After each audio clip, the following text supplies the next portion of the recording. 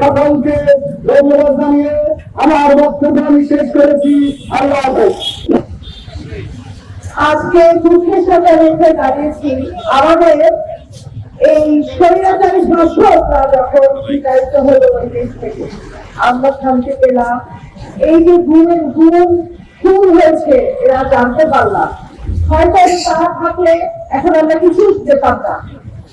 এই জন্য আমাদের এই সব হাজার হাজার ছেলেরা যারা মারা গেছে শহীদ হয়েছে তাদেরকে আমি লক্ষ কোটি সালাম এবং তাদের দোয়া করি তারা যেখানে থাক শান্তিতে থাক।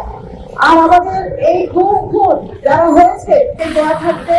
আর আমাদের এই সরকার যারা এখন আছে তারা যাতে সঠিকভাবে দেশটা সুন্দরভাবে পরিচালনা করতে পারে আর আমাদের আগামী দিনে জাতীয়তাবাদী ছাত্র দল যাতে সুন্দরভাবে দেশে আনতে পারে সেই কামনা করে আমার বক্তব্য শেষ করছি।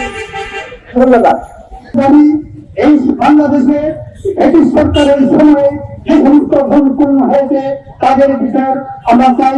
বিশেষ করে আমার এই চর্চা করেছেন আমার ছাত্র যারা এখানে ভুল হয়েছে দেশকে জাতি এবং বন্ধু তাদের চাই তাদের পরিবারের কাছে সঠিক জবাব কি হবে তা আমরা জানতে চাই এবং এই নতুন সরকারের সকল প্রসঙ্গত সাহা এবং তথ্য পর্যন্ত সবাইকে বিচারে আনতে হবে এইটা আমাদের কাছে এই জন্য আল্লাহ কিভাবে চালাতে হয়েছে এই ছবিটা তিনি রিভিউ করেছেন। আমরা কি তাকে চিনি? আমরা তাকে চিনি না। আমরা তাকে চিনবো এই একটা মাত্র ছবি আছে কিভাবে সে চালিয়ে যাচ্ছে। আমার মনে হয় আর দ্বিতীয় কোনো ছবি নাই। এরপরে আমরা কি দেখি? আমরা দেখি হেলিকপ্টার হলে চলে গেছে, কিন্তু উপর দৃশ্য একটাই আমরা শুধু দেখি। এটা বারবার দেখবেন, তাহলে এই যে স্বৈরাচারের প্রতি আমাদের ঘৃণা তার ততবারই আমাদের প্রকাশিত হবে।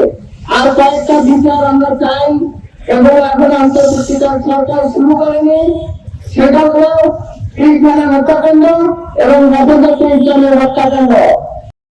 আওয়ামী লীগের ৩৫০ সংসদ সদস্য তারা এই দেশ থেকে দাঁড়িয়েছে অথবা এই দেশে লুকিয়ে আছে যদি ২-৪ থেকে থাকে। এটা দ্বিতীয় কোনো পৃথিবীতে দ্বিতীয় কোনো ঘটনা ইতিহাসের মধ্যে নেই। সেজন্য আমরা আশা করব এবং এই আশীর্বাদ ব্যক্ত করে আপনারা যারা আয়োজন করেছেন আপনাদের সকলকে শুভেচ্ছা এবং অভিনন্দন জানিয়ে আমি আমার সংক্ষিপ্ত বক্তব্য এখানে শেষ করছি। আল্লাহ হাফেজ। আন্তর্জাতিক মানবাধিকার দিবস উপলক্ষে বাংলাদেশ জাতীয়তাবাদী ছাত্র দল কর্তৃক ঘোষিত সকল কর্তৃক আয়োজিত অনুষ্ঠানে